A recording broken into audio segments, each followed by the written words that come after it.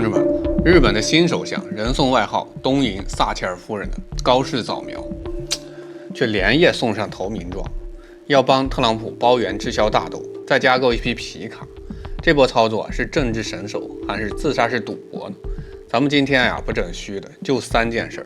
中国早把美国大豆从采购清单里拉黑，美国农民的债务已经炸到5600亿美元，而高市早苗刚上任就压上了日本的国运。听起来是不是像个笑话？可笑着笑着，你就发现这场大豆外交的背后是中美日三国在粮食、政治、命运上的3重博弈。今天大招就带你扒透这颗大豆里的惊天棋局。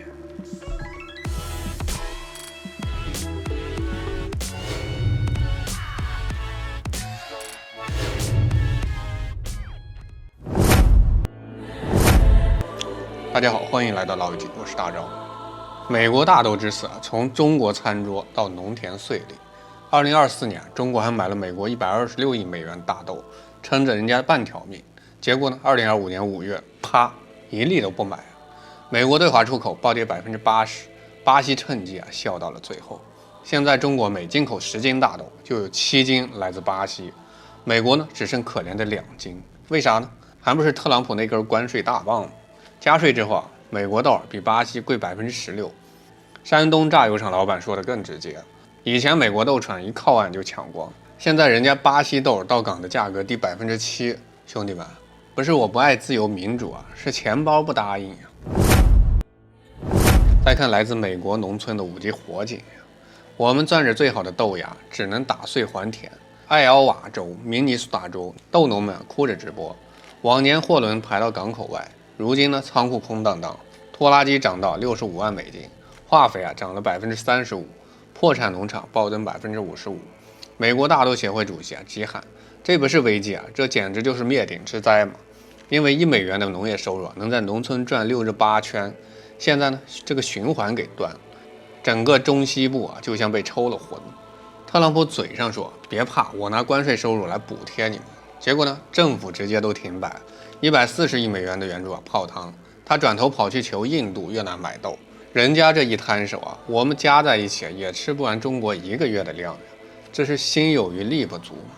到了2025-26年度美国出口目标完成23.7%，比5年均值少了一半，这哪是贸易战嘛，是自残，是崩盘。再来研究一下高市早苗的大豆投名状听首相的表忠心行动，刚上任的高市早苗为什么一上来就买豆？因为特朗普要访日。10月27号，他在横须贺美军基地讲话，还逼着日本兑现5500亿美元的投资承诺。这高市怕了他想学安倍，安倍当年靠拍特朗普马屁换来了承诺。他自称安倍门徒，也号称安倍2.0，这不得学学他的老师吗？于是呢，他连夜宣布，日本将扩大进口美国大豆跟皮卡。这不叫外交，这叫交投名状。从表面上看好像是皆大欢喜，美国大豆有了销路，特朗普呢能交政绩，高市呢稳住了同盟，3赢。你信了你就说了，因为这日本一年买美国大豆的量还不到中国以前的一个零头，美国大豆协会自己都说了，除了中国没人救得了他们。所以呢，高市这一单连美国人都心知肚明，这是安慰剂不是解药。而且在高市早苗曾经自己就说过，日美贸易协议不符合日本的利益。结果呢，上任第1天就啪啪打脸。一旦他兑现承诺，日本就要开放农产品跟汽车市场，日本农民第一个炸锅。更离谱的是他还在谈核共享，想让美国在日本部署核武器。这意味着日本正式绑上美国战车，一旦擦枪走火，第一个被炸的就是日本。难道他忘了当年广岛跟长崎是被什么炸的吗？你要知道，当时小男孩小胖子还得从美国千里迢迢空运过去，那高市这波操作是不是都省了这个环节了？再来看撕裂的关系，中美日3重死结。先来看历史类高市早苗喜欢参拜晋国神策，还说侵略是自卫，美国2战老兵能忍。再看利益类，特朗普喊美国优先，高市早苗喊的日本优先，谁也不让谁。战略类，高市想在台海问题上表现强硬，可真开战的时候美国敢替他挡子弹吗？别忘了乌克兰剧本就在前边。美国只会送武器，不会送命，而且送的武器需要你来真金白银的买。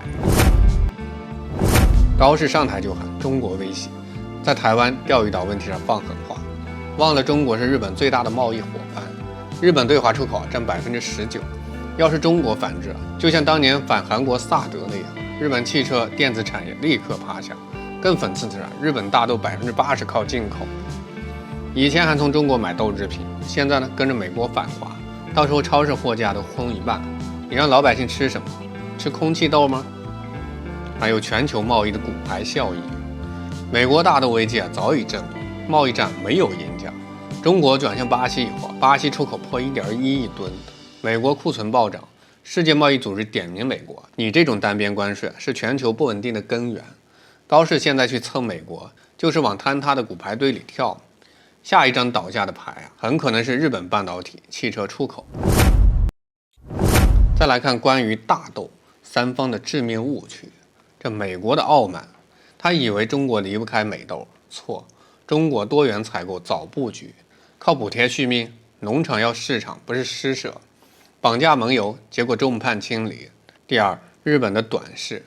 他幻想美国是靠山，却忘了特朗普撕 TPP 加税的很，低估中国的反制力，玩历史修正，得罪全亚洲。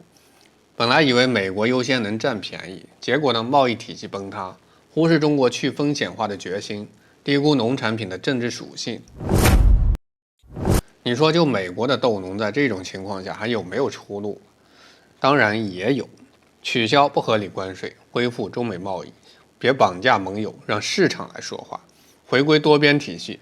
日本的抉择：拒绝大豆政治，保护本国农民，修复中日关系，认错换未来，放弃军事冒险，守住和平宪法。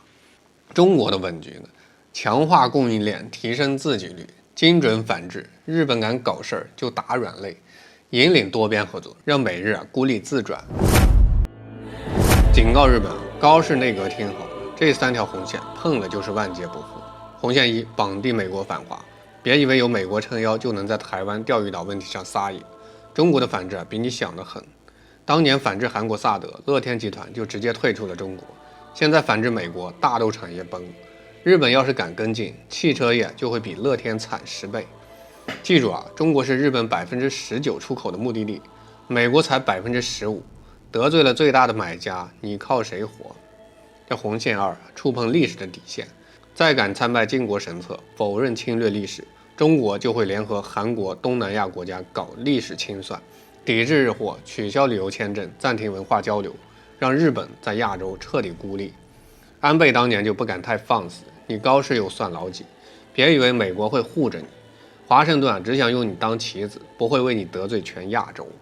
红线3，军事冒险行动，修改和平宪法，部署核武器。跟美国搞联合军演针对中国，这是把日本变成东亚火药桶。一旦擦枪走火，美国会第一时间跑路，留日本挨揍。看看乌克兰的下场，被美国当棋子，最后呢国破家亡。日本想重蹈覆辙。最后大豆看透人性，格局决定国运。家人们，一颗大豆能看清3个国家的命运。美国呢因傲慢自毁长城，日本因短视压入国运。中国呢，因沉稳破局重生。高市早苗的大豆牌注定是场输定的豪赌，既救不了美国，也保不住日本，只会把自己定在历史的耻辱柱上。最后送给日本一句话：别当美国的马前卒，别做历史的叛逆者，别惹中国的硬底线。